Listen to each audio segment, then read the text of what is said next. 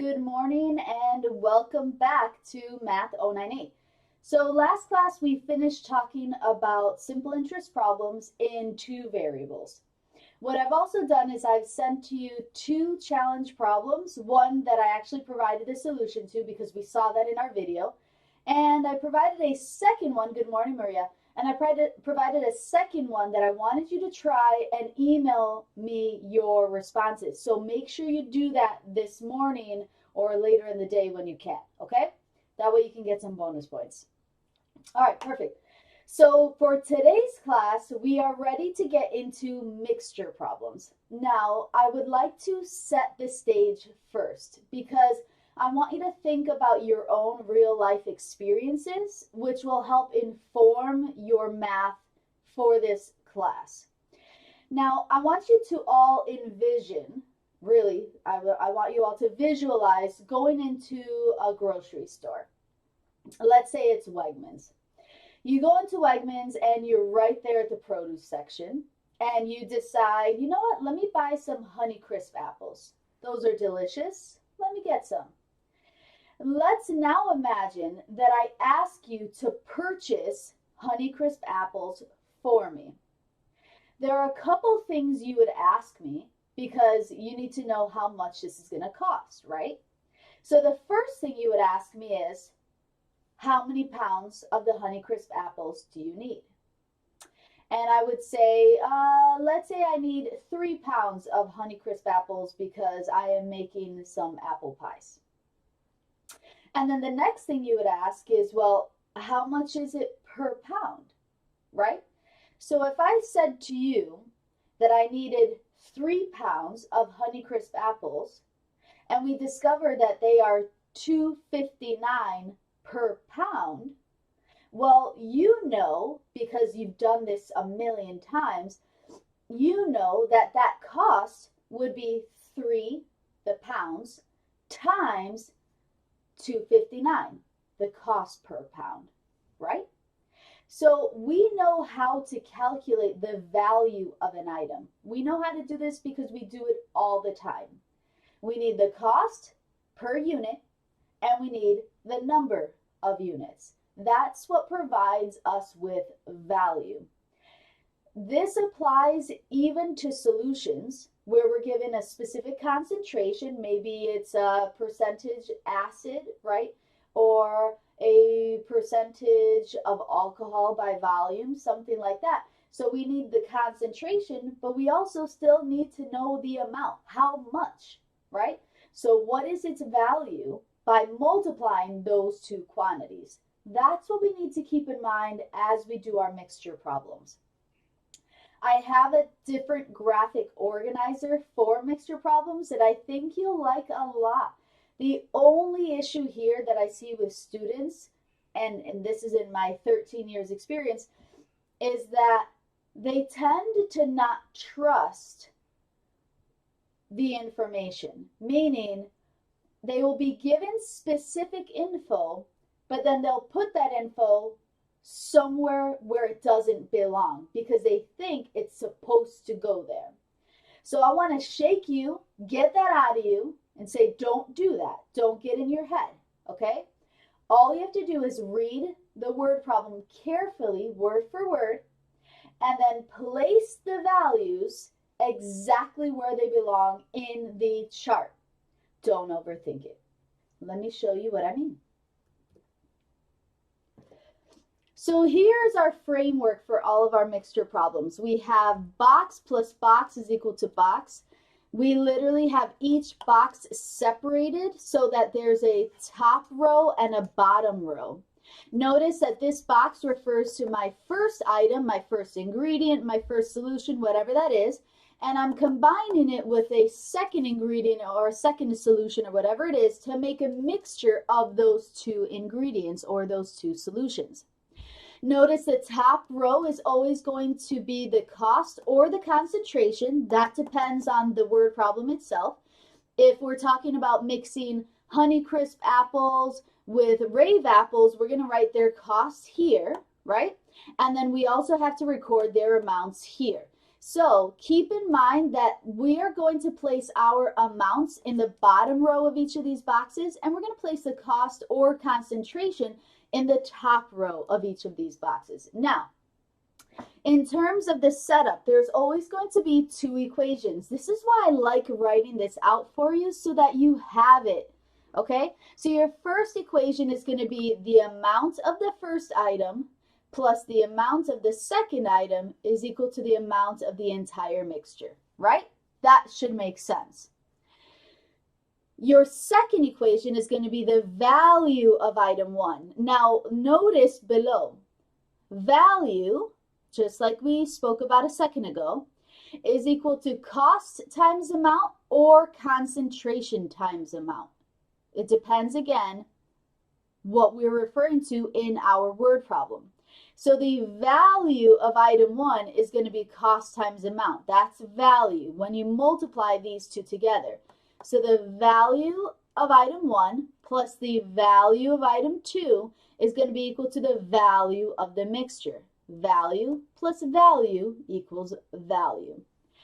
If you keep those two equations in mind, oh man, you're going to be golden. So we have to just be very deliberate with this. Don't overthink it. Let's take a look at an example. JB owns a nut shop. He sells almonds for $6 per pound and walnuts for $5.20 per pound. He receives a special request from a customer who wants 30 pounds of a mixture of almonds and walnuts that sell for $5.50 per pound.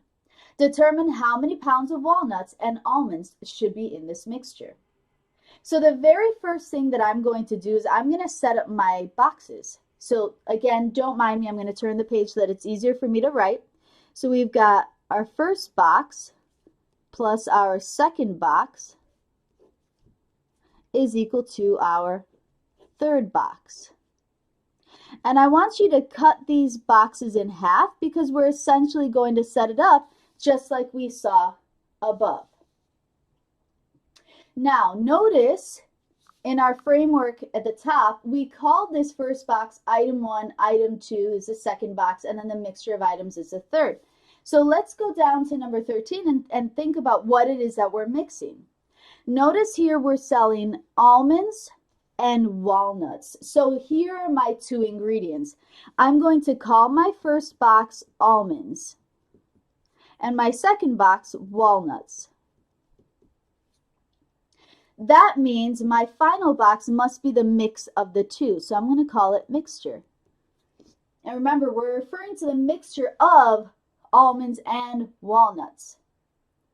Now notice we have costs, and notice our amount is in terms of pounds. So what we're going to do on the side of this box is we're going to write cost for the top row, right? Cost is in terms of dollars. And then the bottom row, instead of amount, we're going to write pounds because that's our unit.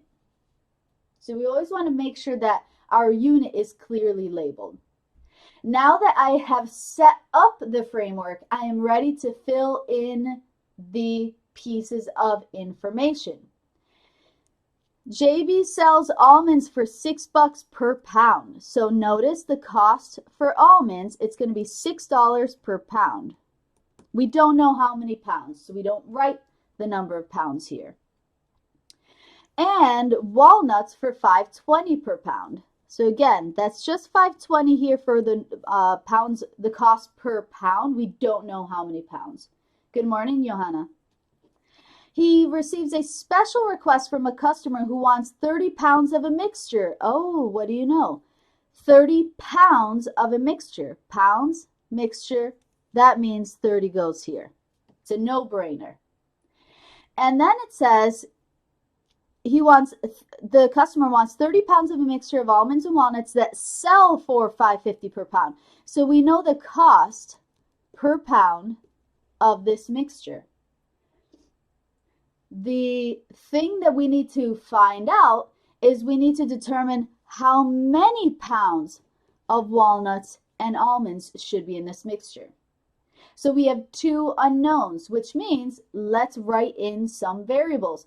So I don't know about you, but if I were looking for the pounds for almonds, I'm just going to call that A. I hope you would do the same. Make it easy on yourselves. If we want to find the pounds of walnuts, we'll call that W. Again, make it easy on yourself. Next, the setup for the mixture problems in terms of the equations are these two right here. So carefully, let's take a look. The amount of item number 1, well, that's A,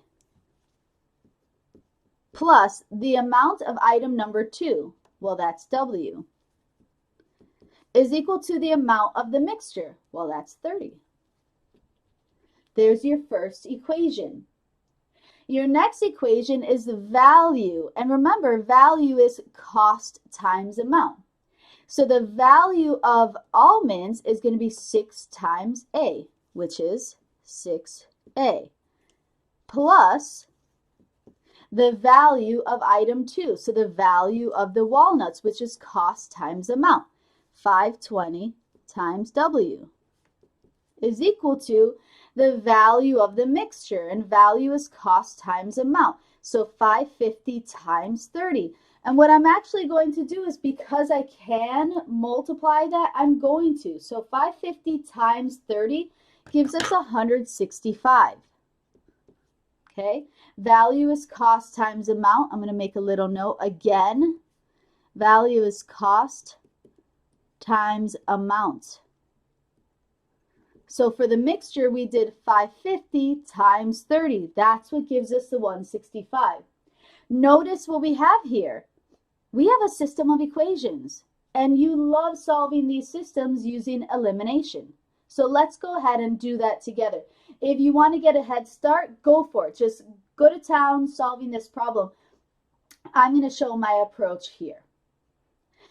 So I'm going to choose to eliminate W since they're the smaller coefficient. It doesn't matter. I'm just going to choose to eliminate W. So I'm going to multiply the entire top equation by a negative 5.20 because that's going to be the opposite of a positive 5.20.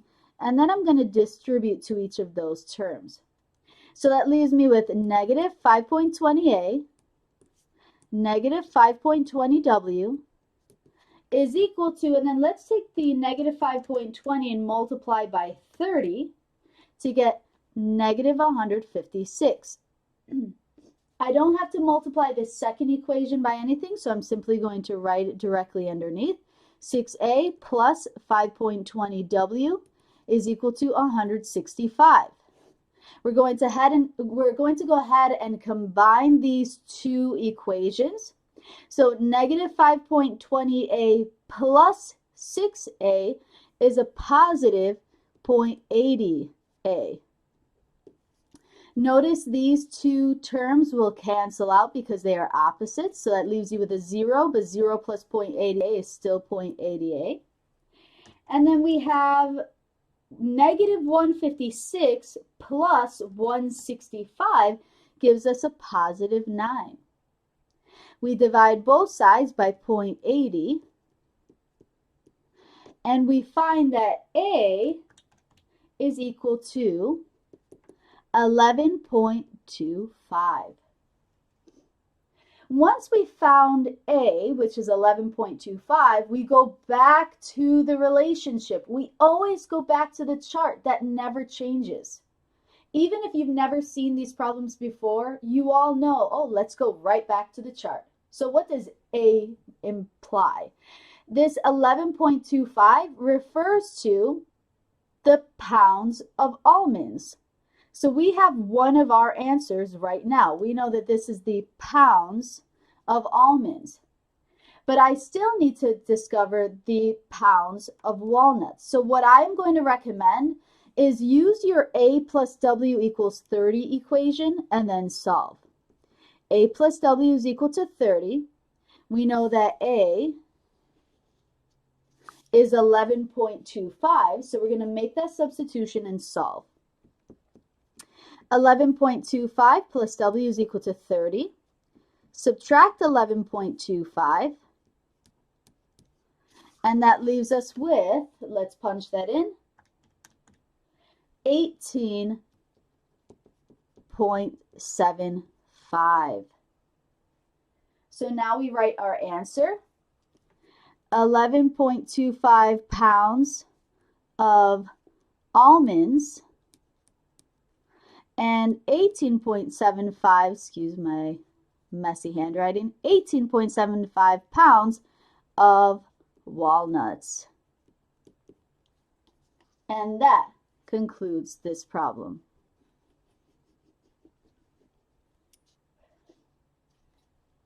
So again, one of the things you have to consider is you need to pay attention to the word problem.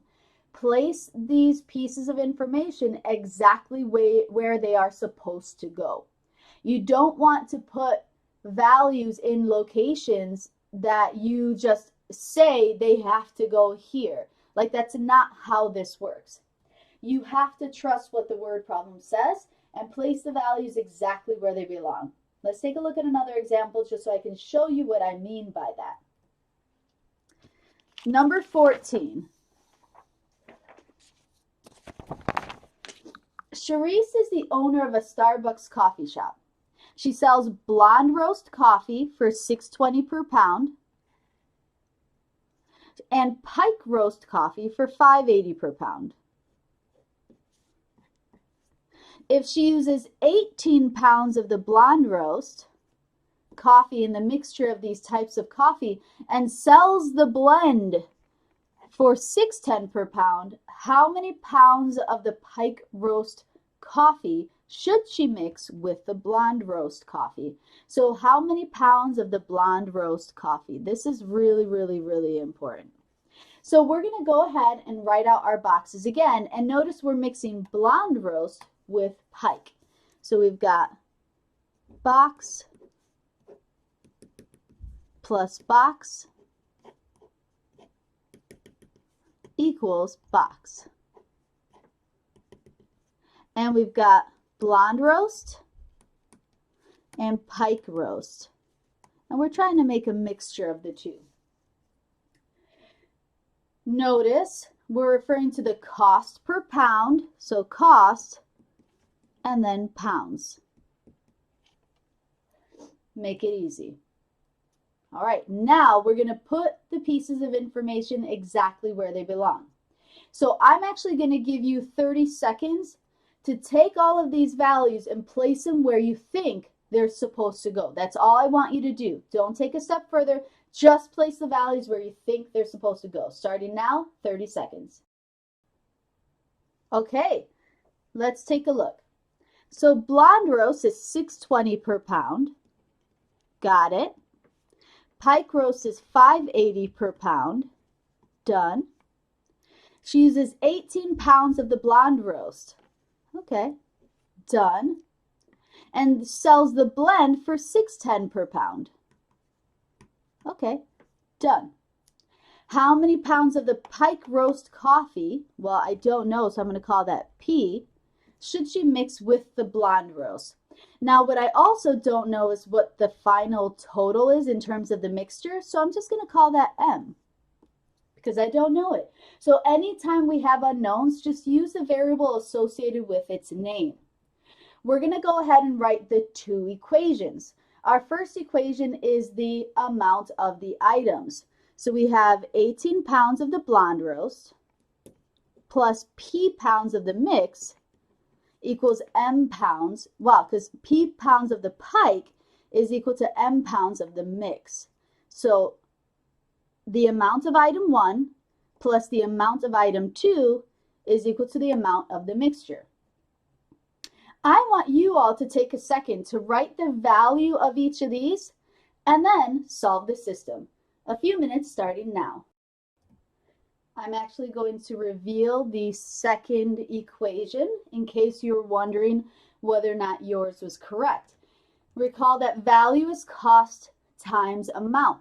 So we need to start with the value of the blonde roast. And we do that by taking the 6.20 and multiplying by the 18. So that gives us 111.6 plus cost times amount, so 580p, is equal to, and then cost times amount, which is 6.10m. Now, if you were wondering how to go about solving this particular system, so let's say you got to this point and you're like, where do I go from here? Well, Noelia did not have any issues, so I love that. What you could consider is why not make a substitution? That first equation tells you m is 18 plus p. So what we're going to do is we're going to take this expression, so 18 plus p, and we're actually going to make that substitution here in place for m. So let's go ahead and rewrite this. 111.6 plus 5.80p is equal to, and then we have 6.10 parentheses. We know that m has an expression 18 plus p. So we make that substitution and then we go ahead and distribute. I'm going to distribute the 6.10 times 18. Let's go ahead and punch it into our calculators. That gives us 109.8, and then 6.10 times p is positive 6.10p. I'm going to bring down our other two terms, and then let's go ahead and solve. I'm going to do two operations at the same time. So I'm going to actually bring the 580p over, and I'm going to bring the 109.8 over. So notice we're bringing the 580p from the left to the right and the 109.8 from the right to the left. It's like that dance that we talked about way back in chapter 2. So I'm going to, again, subtract 580p, and I'm going to subtract 109.8. Okay. Notice, let's go ahead and column form 111.6 minus 109.8. That's going to give us 1.8. So we have 1.8. Notice those two terms cancel, leaving us with 0. 0 plus 1.8 is still 1.8. Is equal to, notice these two cancel, leaving us with a 0. And then we have 6.10 minus 5.8, which is going to give us a positive 0.3 or 0.30. It's completely up to you. I'll write 0.30p. Our last step is to divide both sides by 0.30 or 0.3. And when we do 1.8 divided by 0.3, we get that p is equal to 6. Excellent work, Noelia, on finding the p is equal to 6. Now, notice the question was, how many pounds of the pike roast coffee should she mix with the blonde roast? Notice that p refers to the pounds of pike roast coffee. So just like that, we have finished the problem. So we need 6 pounds of the pike roast coffee. Now, Noelia went a step further and she said, well, if we needed to also find the number of pounds in our mixture, well, she knows that 18 plus p is equal to m. So 18 plus p is equal to m, and we know that p is 6 pounds, which means that the mixture is 24 pounds total. So this is just a little side quest.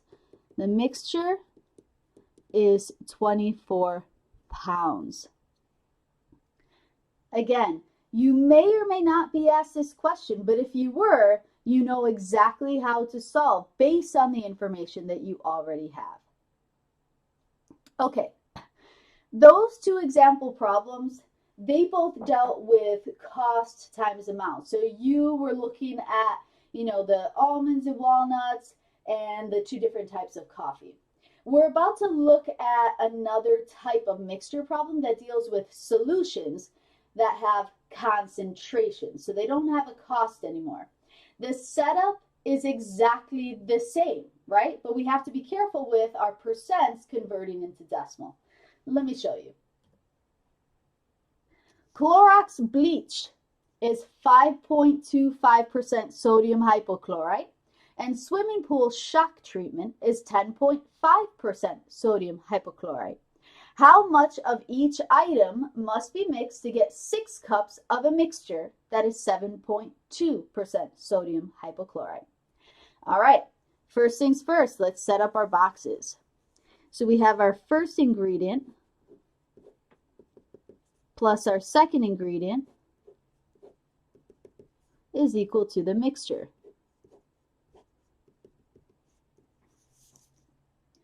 I'm going to call my first box bleach. We're mixing Clorox bleach with swimming pool shock treatment. So let's call it pool shock.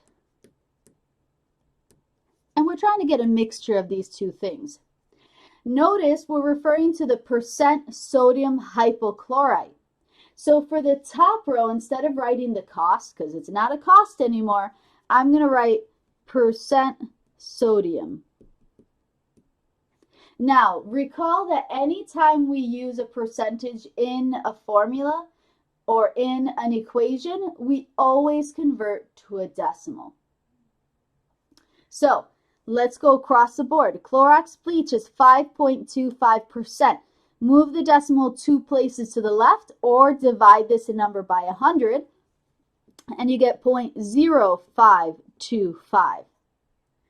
Swimming pool shock treatment is 10.5%. Again, divide that number by 100 or simply move the decimal 2 places to the left. That gives us 0.105. So we've taken care of these two values. How much of each item must be mixed to get 6 cups of a mixture? So right away, we recognize that the bottom row refers to cups, and we want 6 cups of the mixture, so that has to go here. And we are also told that the mixture is 7.2% sodium hypochlorite. Divide that number by 100 or simply move the decimal 2 places to the left. So it's 0.072. We don't know how many cups of the bleach, so I'll call that B. And we don't know how many cups of the pool shock treatment, so I'm going to call that P.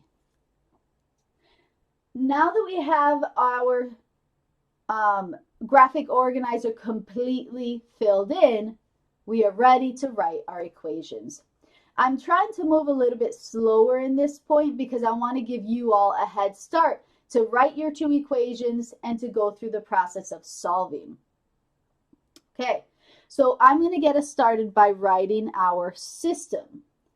Recall that our first equation is the amount of our ingredient 1 plus the amount of our ingredient 2 is equal to the amount of the mixture.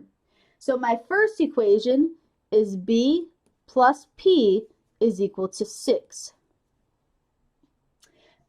My second, no worries, Kayla, thank you for letting me know. My second equation is going to be the value of the bleach, which is concentration times amount, so 0.0525B, plus the value of the pool shock treatment, again, concentration times amount, so 0.105P is equal to the value of the mixture, which is concentration times amount. So 0.072 times 6 gives us 0.432. You can use any method you'd like to solve this system. I'm going to use elimination. I'm going to multiply every term by the opposite of my coefficient for my B term, because this coefficient 0.0525 is in fact smaller than 0.105. So I'm going to multiply by a negative. Good morning, Doc. Doc, that's a great question. You can use either. So again, it just depends on your personal preference. If you were going to use substitution in this case, solve for either B or P in this first equation and then substitute into the second. With number 14, the previous problem, we were set up for substitution, so it didn't make sense to even attempt elimination. We knew that M is 18 plus P, so we plugged that directly in for M. Hopefully you can see that difference. I'm going to use elimination just like I mentioned. So I'm going to multiply this top equation by negative 0.0525. I'm going to distribute to each term. So we have negative 0.0525b, negative 0.0525p is equal to, and then let's multiply negative 0.0525 times 6. Negative 0.315. And I'm being really careful about this. As I'm writing all of my values, I'm double checking that I'm writing it exactly as I see it. It's too easy. It's too easy to make tiny little mistakes, especially with decimals. Notice my first pair of terms, they cancel each other out because they're opposites. Next, I've got negative 0.0525 plus 0.105, and that gives me a positive 0.0525p. Next, we have negative 0.315 plus 0.432. That gives me 0.117. I'm ready to solve for p by dividing both sides by 0.0525. 0.0525. These cancel each other out, leaving you with p is equal to, and let's take the 0.17 divided by 0.0525 to get 2.23. I'm actually going to round to the nearest hundredths place. Again, if you are taking an assessment, whether that be a homework assignment or comprehension check or a test, that rounding position will be specified. So just for the sake of keeping things nice and straightforward, let's round to the nearest hundredths place. So I get 2.23. Now, what does that refer to, 2.23? Let's go back to the chart. P represents the cups of pool shock, so we know that it's 2.23 cups. We also know that the cups of bleach plus the cups of pool shock equals 6 cups total. So I'm going to go ahead and make a substitution into B plus P is equal to 6, where P is 2.23. So B plus 2.23 is equal to 6. Subtract 2.23 from both sides, of course, and we get that B is equal to, so 6 minus 2.23 gives us 3.77. So let's write our answer. Bleach is 3.77 cups, and pool shock is 2.23 cups. And that takes care of the problem.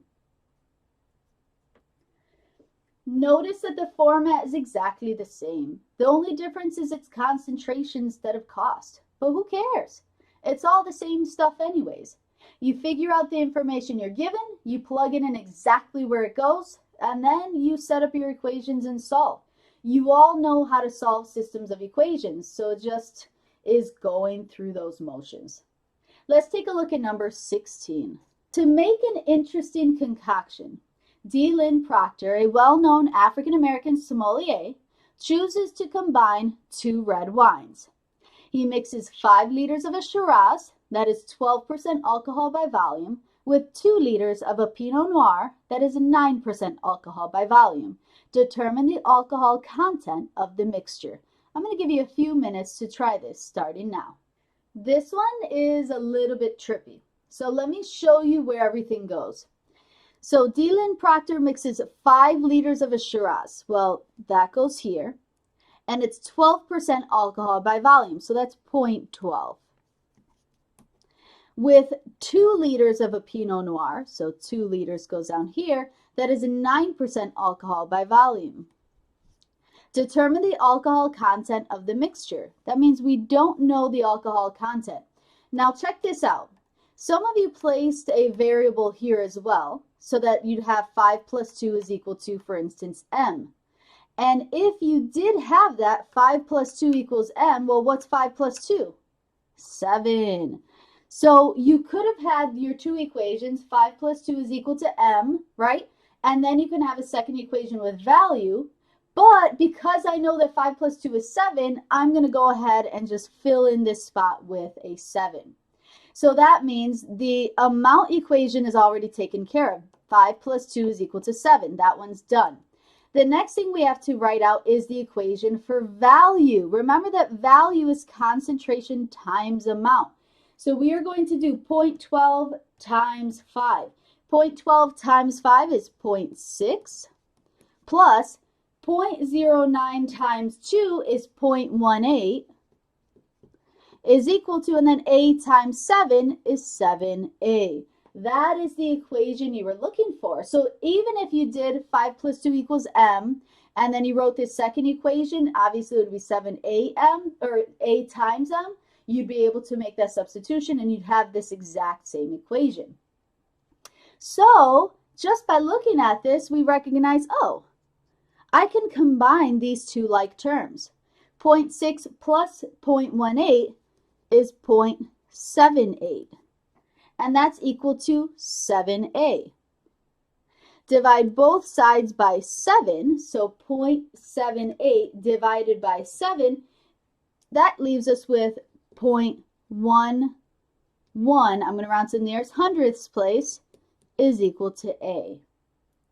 So what that means is that A is the percent alcohol, and it's 0.11, so that implies the mixture is 11% alcohol by volume.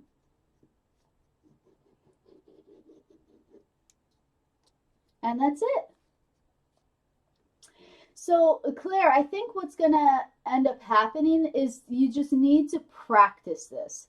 As long as you write out your two equations, the amount plus amount equals total amount, and then value plus value equals value of the mixture, you're going to be in great shape, but you just have to practice this, okay? I've given you several different examples, different types, just so you could see the depth of all the different types of mixture problems that are out there. So just, don't overthink it, stay focused, and try a bunch of these problems. You're going to end up saying, okay, I'm getting it. You put the information exactly where it belongs, and you always have two equations. So think about that critically, okay? Before I let you all go, I want to show you number 17. 17 is a challenge problem. It's another one. If you get that correct, please, or if you get an answer, please send me an email with that answer. And if it is correct, you will get a bonus test point. All right, let's look at the problem.